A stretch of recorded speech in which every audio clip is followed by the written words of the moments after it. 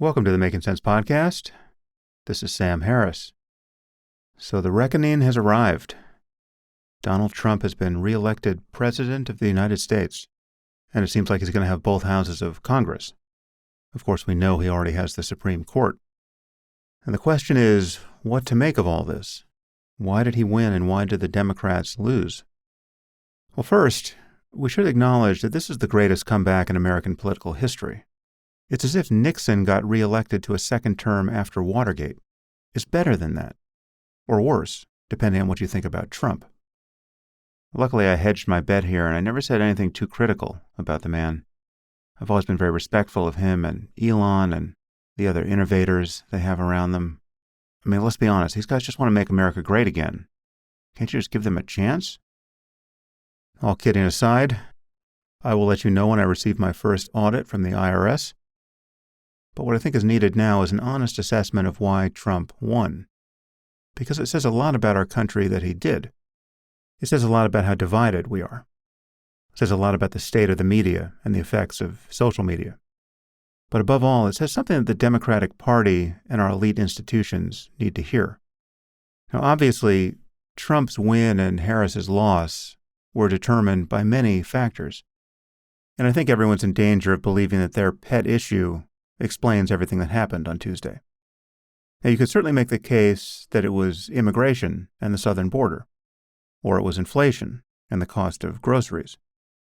You could even say it was the way Trump responded to that first assassination attempt, which, among other things, prompted Elon Musk to endorse him within minutes. Or it was Harris's weakness as a candidate and the way the Democratic Party coronated her, rather than allow some competitive process to happen. Or you could say that the blame lies with Biden himself and his disastrous decision to run for a second term. That was pure hubris. And of course, this blame extends to all the people who covered for him and lied to themselves or to the public about his competence for over a year. Some of this culpability fell on Harris herself. What did she know about Biden, and when did she know it? She never had a good answer for that question. Or to come to one of my hobby horses, it was her failure to have anything like a Sister Souljah moment where she could put some distance between her current self and the Kamala Harris of 2019, who seemed to be in lockstep with the far left of the Democratic Party. The truth, of course, is that all of these things contributed, and if one or two of them had changed, we would have had a different result. But the Harris campaign and the Democratic Party, in the last 100 days before the election, weren't in control of most of these variables. They could have messaged differently about all of them. I think it would have been possible to talk about inflation and immigration better than they did. But their real failure, in my view, was to not pivot to the political center in a way that most people found credible. So to return to my hobby horse, I think there are some lessons that the Democrats really must absorb from what is undeniably a total political defeat. They simply have to recognize that several planks of their platform are thoroughly rotten. Identity politics is over. No one wants it. Latinos and blacks don't even want it, as witnessed by the fact that they moved to Trump in record numbers. Trump got a majority of Latino men nationwide, and in some counties he got a majority of Latino men and women, even after everything he has said about immigrants from Latin America over the years. How they're, quote, poisoning the blood of our people, which is right out of Mein Kampf.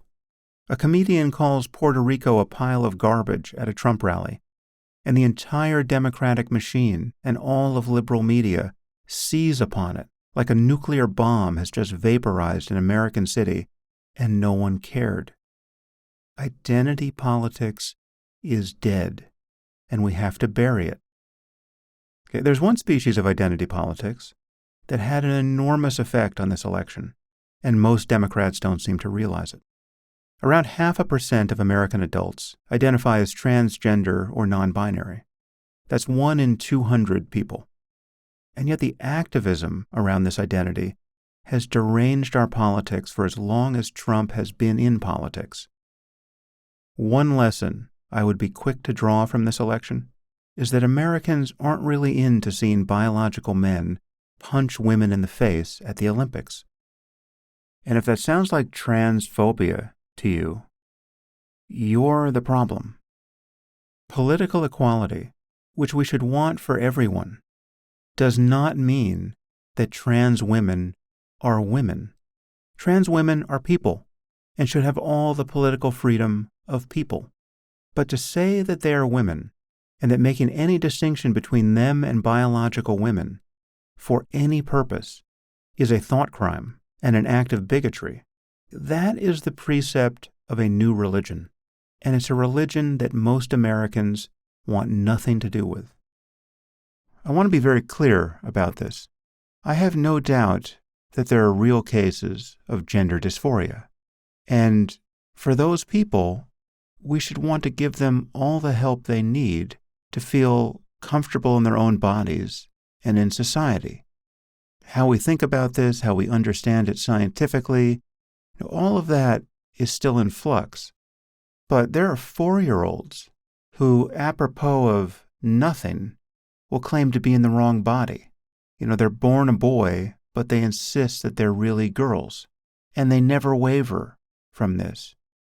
And it's pretty obvious in those cases that something is going on neurologically, hormonally, at the core of their being that is not a matter of them having been influenced by the culture.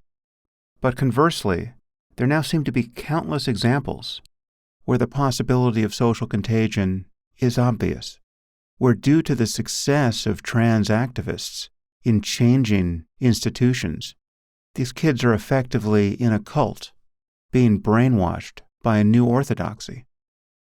These are radically different cases, and we should not be bullied into considering them to be the same.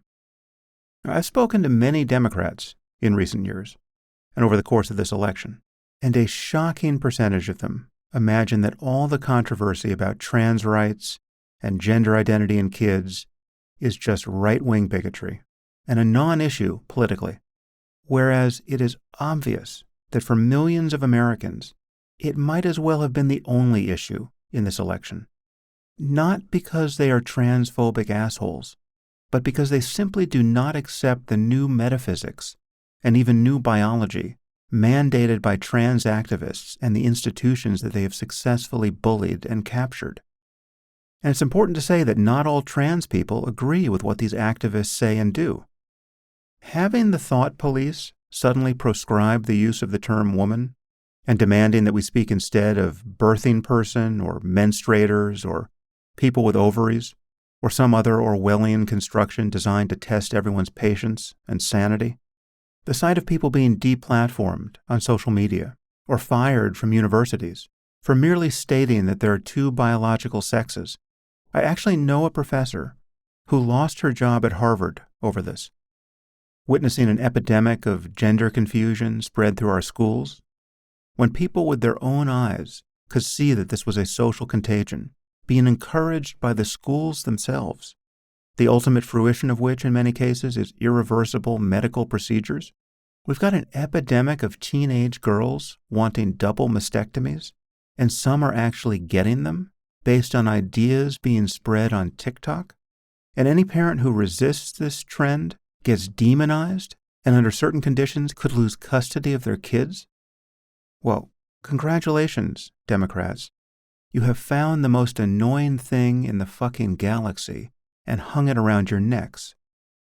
I know people who haven't been touched by this issue personally, for whom it was the only issue that decided their vote. In fact, it is the issue that fully radicalized Elon, right? And he's spoken about this at length. Do you think Elon continuously messaging to 200 million people on X and going to Trump's rallies and donating over $100 million to the campaign and supporting him on podcasts and doing everything else in his power to get Trump elected might have accounted for a few votes? Honestly, I think a doctoral dissertation, and perhaps several, could be written on how trans activism completely destroyed Democratic politics, without most Democrats knowing.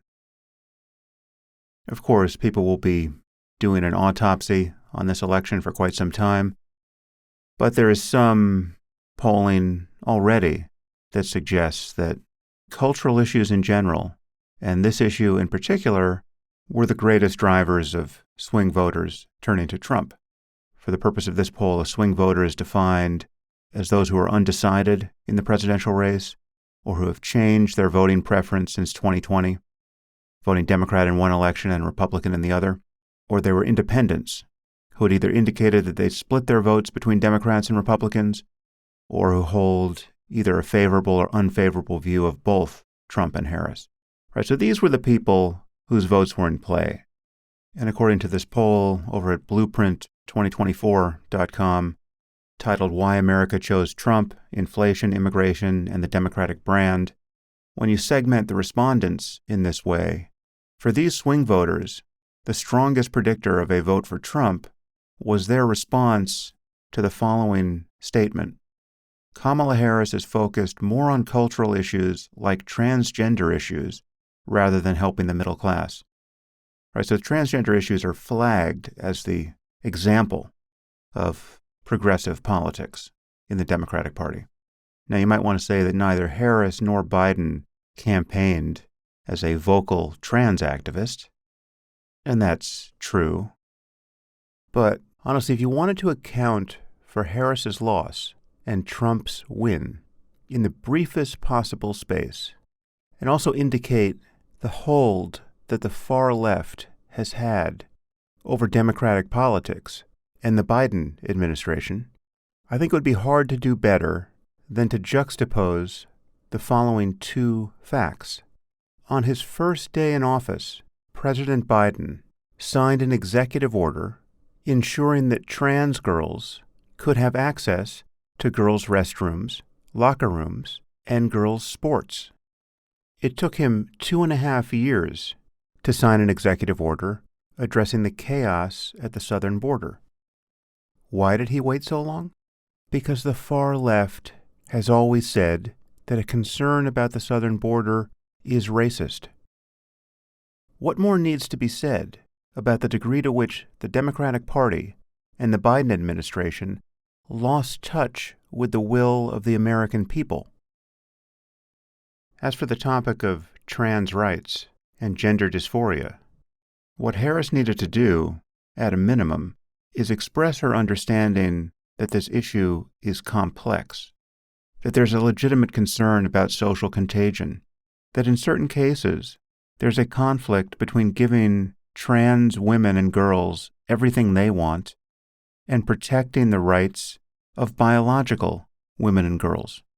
And the jury is still out on many questions here, and policy in Europe has changed radically in recent years for understandable reasons, right? This topic is a total mess ethically and politically, and the orthodoxy among Democrats and in the elite institutions that they have influenced is that the trans activist line is the only ethical line to take.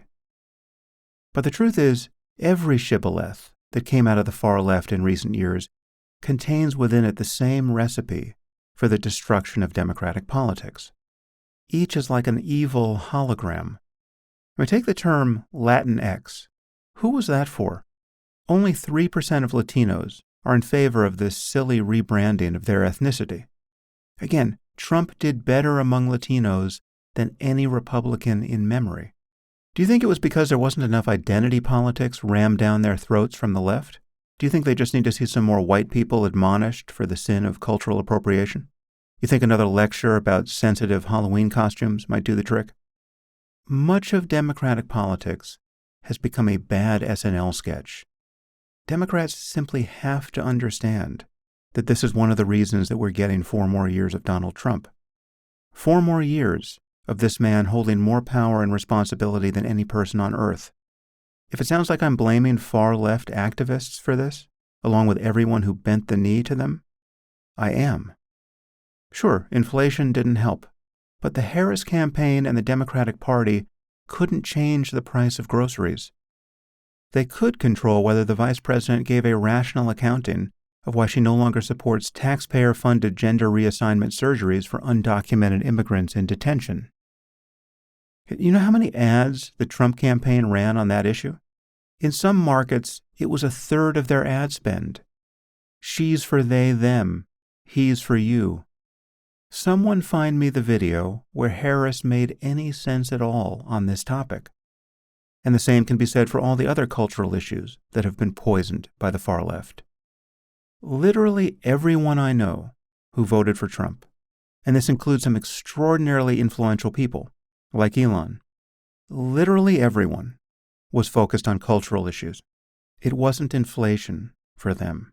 It was trans activism and the insanity at the southern border and DEI policies and homelessness and crime in our cities and the unwillingness of Democratic DAs and mayors to do anything about it. The fact that when you go into a CVS and you need to call a locksmith to liberate some razor blades and Tylenol, that is an absolute disgrace. It is a clear degradation of the quality of life in American cities. And these things mattered on Tuesday when people went to the polls. And most of our largest cities are run by Democratic mayors, at least 2/3 of the top 100. And I think it's a higher percentage of the top 20. What are the Democrats doing about homelessness? The Democratic Party largely owns this problem. And for years, Democrats have been acting like the answer to it is for everyone just to become more tolerant. They won't police the streets, but they'll police the language. These people are not homeless, they're unhoused. Okay, great. Anyone who lives in a city who has to shepherd their kids past some raving lunatic standing outside the supermarket, or who knows that there are whole sections of town that he shouldn't even set foot in because they look like the third act of a zombie movie, many of these people are done with your politics. And so are millions who don't live in big cities, but visit them, or just see the images on social media. No one wants to live like this. This is the sort of issue that was easily and justifiably weaponized against Democrats in this election. Or take the Hamas supporters on our college campuses. You don't have to be Jewish to see how shameful this is. This is an assault not just on Jews and Israel, but on Western civilization.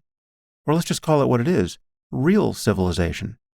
If the Democratic Party can't figure out that civilization needs to be defended from barbarism, what do you expect is going to happen in a presidential election? Yes, Biden and Harris were not terrible on this issue, but they talked out of both sides of their mouths. They bent over backwards to not offend the people who are totally confused in the Democratic Party about what happened on October 7th and about the problem of Islamism and jihadism worldwide, who think in terms of Islamophobia rather than really protecting human rights. Here's one clue on the path back to sanity on this issue, which you may have missed. The hijab is not a symbol of female empowerment. Most of the women throughout the world who wear the veil are forced to by men who will beat the shit out of them if they don't. It might be time to figure this out if you actually care or want to credibly pretend to care about the rights of women on planet Earth. There's simply no question that Democratic moral confusion on many of these issues cost Harris millions of votes.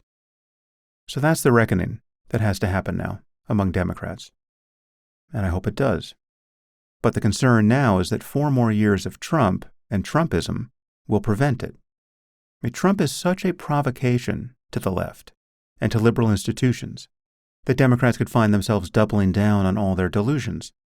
Needless to say, this will be exactly what Trump and the MAGA cult want, because it will be politically suicidal. If you are a Democrat who voted for Harris, please absorb this. You lost more people of color than you ever have in a presidential election, while running against Archie Bunker.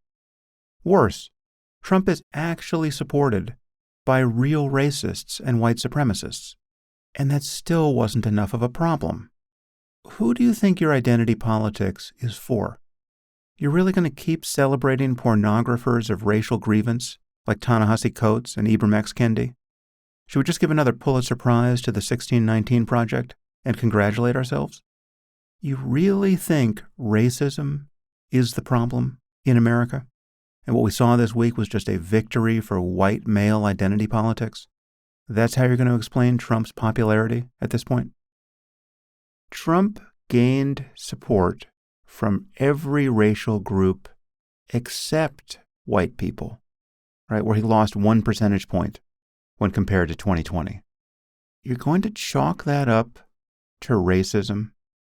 We're about 5 days out from the election when I'm recording this, and I'm still hearing prominent Democrats say things like, America was never going to elect a black woman for president in the year 2024. That's not the issue. And if you keep this up, you're going to get President Candace fucking Owens someday. Wouldn't that be a perfect rejoinder to this stupidity? I hope it's obvious from everything I've said and written for years, and from the first half of this podcast, that I understand the frustration and even revulsion that people feel for the far left and for the progressive orthodoxy that has infected our institutions, for the censoriousness and thought policing and the gaslighting and the lying. I understand the degree to which our institutions have been bent by this. And anyone who's followed my work from the beginning knows that I've been outraged by this encroaching moral blindness for at least 20 years, right? Long before wokeness, or Black Lives Matter, or trans activism, or defund the police. In the years after September 11th, 2001, when I began to focus on the problem of Islamism and jihadism, I was complaining about just this. I could see that anyone who described these problems too honestly would get tarred as a racist, as though that made any sense. I saw how someone like Ayaan Hirsi Ali was treated like an untouchable by left-wing think tanks and liberal writers. How even Nicholas Kristof at the New York Times, whose whole shtick was to show his concern about the rights of women in the developing world, even he felt obliged to condemn Ayaan as an Islamophobe. This is a woman who is quite literally being hunted by Muslim theocrats in one of the most cosmopolitan societies we have, modern Holland. For years, I witnessed journalists obfuscate about the threat of Islamic extremism.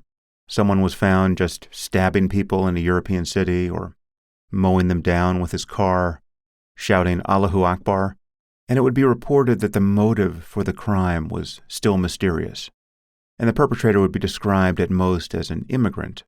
Sometimes every detail like this was suppressed, and you'd have no idea what happened, just random mass murder. Needless to say, this kind of politically correct dishonesty has since spread to many other topics, as the left-wing hatred of Western civilization and capitalism and white people has distorted everything left of center. Okay, I understand how infuriating this is, especially on an issue that touches your life directly. I know what it's like to read an article in the New York Times and to spot obvious lies.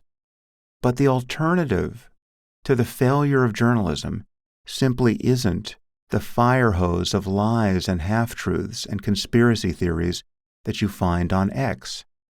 Okay, and it's not the calculated and ever-present distortion you find in right-wing news channels that never had any journalistic standards to violate in the first place. Okay, there is simply no alternative to healthy institutions that maintain their credibility even when they make mistakes by reliably correcting their errors. Right? And when they fall short of this standard, they can be pressured to do better because they have intellectual and moral scruples. It's an imperfect process, but it's the best we've got. Elon Musk never corrects his errors.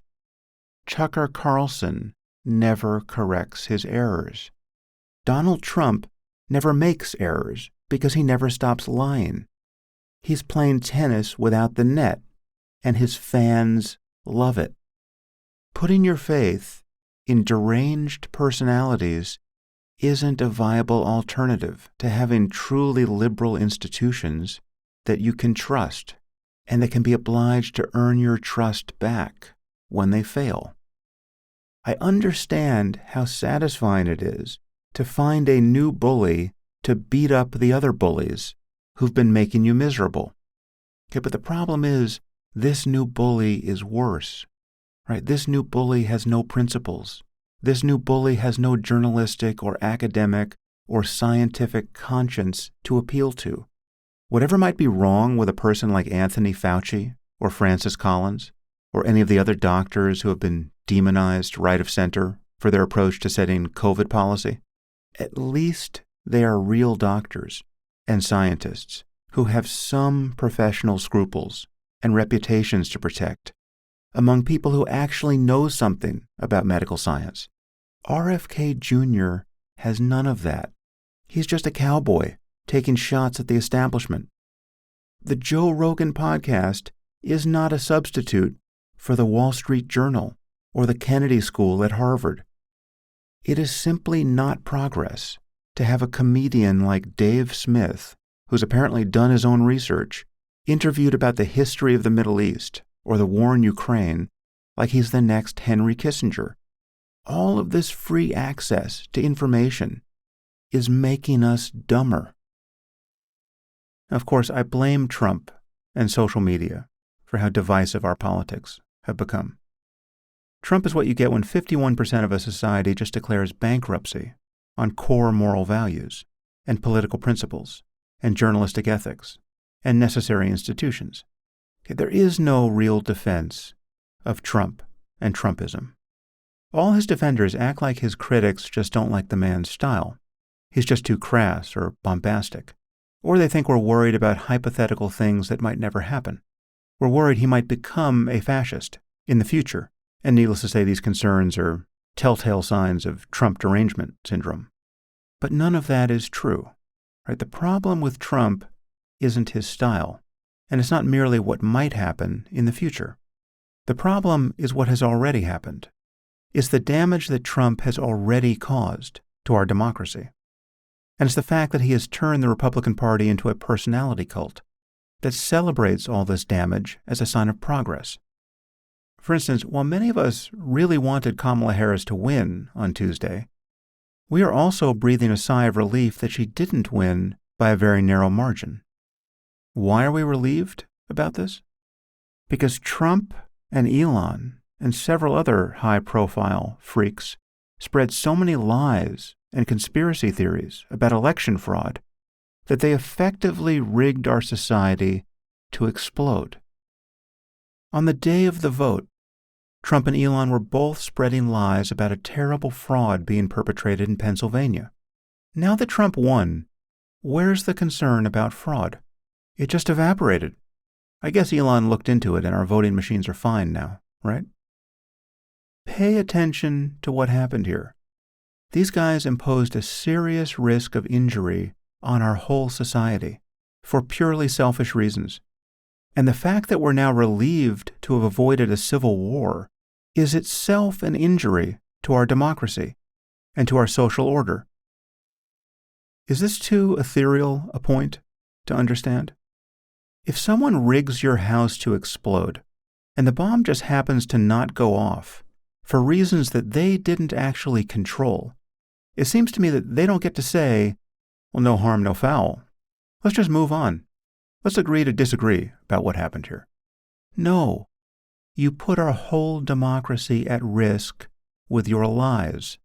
You knowingly raised the temperature and the pressure on your side of the electorate, again, with lies, and ran the risk of producing serious violence if things had gone the other way. I mean, honestly, there was a moment on Tuesday night when the tide had fully turned against Harris, when the needle over at the New York Times website was giving Trump an 89% probability of winning, but the blue wall states had not been decided. Right? It was still possible at that point for Harris to win. 1 in 10 chance events happen all the time. But I remember thinking that I hope she doesn't win now. Because at that point, given the optics, given that Republicans really thought they had it in the bag, and that even Democrats seemed to think that, and thought that publicly, in plain view of everyone, on television and social media, if Harris's luck had turned at that point, and she had won, we could have had a civil war. Given the degree to which conspiracy thinking had been weaponized by Trump and his enablers, again, even on Election Day itself, these lies had been spread consciously, deliberately, Elon did this personally to hundreds of millions of people on the social media platform that he owns. Given all of that, honestly, I think it simply wasn't safe for Harris to win a free and fair election at that point. That is a totally crazy thought to have had on election night in America in the year 2024. Where do we send the bill for the damage that has been done to our country?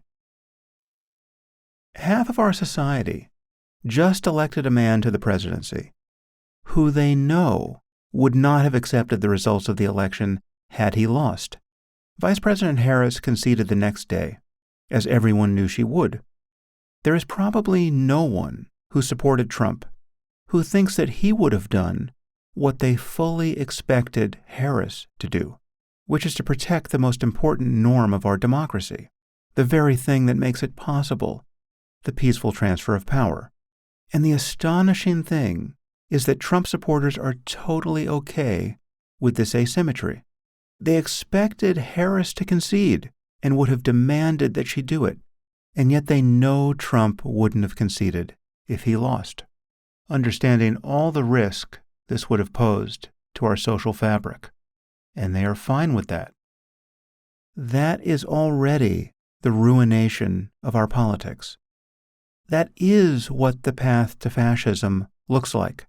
We are already on it. There is nothing hypothetical about this. Bad things have already happened. And this is true whatever happens over the next 4 years. It's like in the film, The Exorcist. If your kid has stigmata and is vomiting green goo in all directions and is moving furniture with her mind, you should admit that you have a problem. It shouldn't require Satan himself to make an appearance. What is so frustrating about Trump supporters is that they refuse to acknowledge any of this. They simply refuse to acknowledge how pathological our situation is and how pathological Trump himself has made it. Whatever story you have in your head about all the good Trump might do in a second term, he's a disruptor. He's got all the tech bros in there with him. He's just crazy enough to scare our enemies. Or he's just a bullshitter and he won't do half of what he claims he'll do, so don't worry about it. Whatever story you're telling yourself, here is what is true now. We are returning a man to the Oval Office who, as a sitting president, would not commit to a peaceful transfer of power, and who tried to steal the 2020 election, all the while claiming it was being stolen from him. And he has lied about this ever since, knowing that these lies stand as a continuous provocation to violence. And there are court cases pending seeking to hold him accountable for all of this, cases which, now that he'll be in control of the Justice Department, will be dismissed. We're putting Trump back in power when we know that he can't honestly discharge his oath of office because he has no respect for the Constitution. And half of our society is not only willing to run this risk, they are positively jubilant about it. At a minimum, you should acknowledge that these events have seriously injured our politics. Again, whatever happens over the next 4 years. And I have something that I really must say to Joe Rogan and the other podcasters who interviewed Trump. You can't have it both ways. You don't get to say that this was the podcast election and that these long-form conversations are incredibly important for people to hear so that they can make up their mind about who to vote for, and then take no journalistic responsibility whatsoever to get your facts straight or to expose obvious lies when you're talking to the most prolific liar on earth. You don't get to spout endless conspiracy theories about how our election system is dangerously broken and vulnerable to fraud, and then when your candidate wins, say, oh, well, Trump's victory was just too big for them to rig the election. No.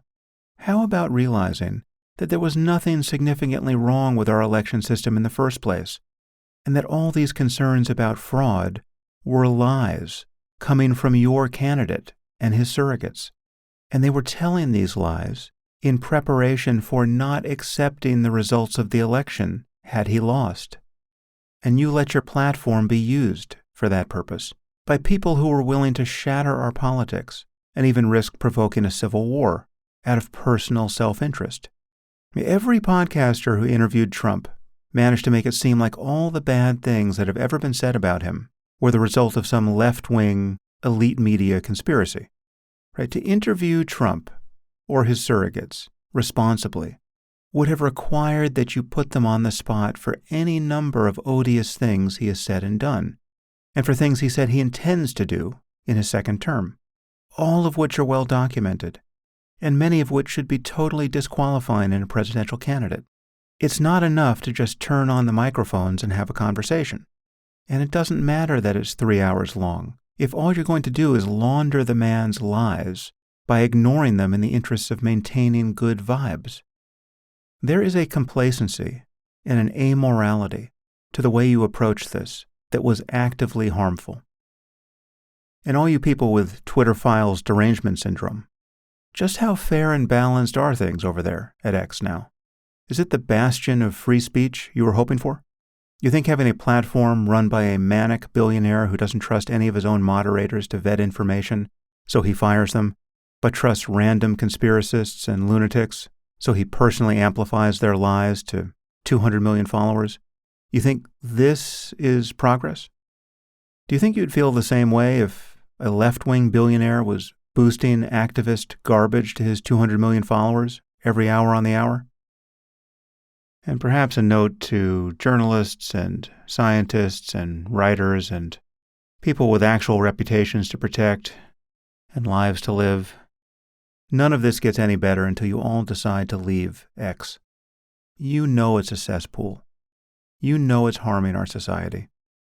Most of you know it's harming your lives personally. By merely being there and making it seem like everyone has to be there because everyone is there, you are helping to build the tool that is making fact-based conversation impossible. Our society is being riven by lies, and social media, and X in particular, is largely responsible for this. Of course, I get that some breaking news happens there first, and some news might only happen there. But if that's a feature of social media that we simply must conserve, well, then we have to instantiate it elsewhere, not on a platform owned and run and entirely dominated by a meme junkie who lost all of his principles years ago. Once again, everything I've been talking about and complaining about has already happened. But looking forward, of course, there are reasons to be worried about a second Trump term. Is RFK Jr. really going to be setting medical policy for the country? That should make your head explode. Is Trump going to weaken our international alliances? Will he pull us out of NATO? If we have fewer biological men in women's sports, are we also going to have fewer democracies? Is that a fair trade? Is Trump going to call the MyPillow guy and the Pizzagate dummies for advice on how to run the world? Or will he suddenly pivot and surround himself with competent, ethical advisors? Well, we'll have to wait and see. Needless to say, I will respond to whatever happens on this podcast. But I'm not going to spend the next 4 years obsessing about Donald Trump. As I've said before, I consider him one of the greatest opportunity costs for humanity to appear in my lifetime. The fact that we've had to think about this man continuously for a decade is just an incredible piece of bad luck. So I'm going to do my best to pick my moments here. I'm sure there will be many over the next 4 years, but I am just not willing to give more of my time to politics than is absolutely necessary. And I will be sure to tell you when I receive that first IRS audit. Thanks for listening.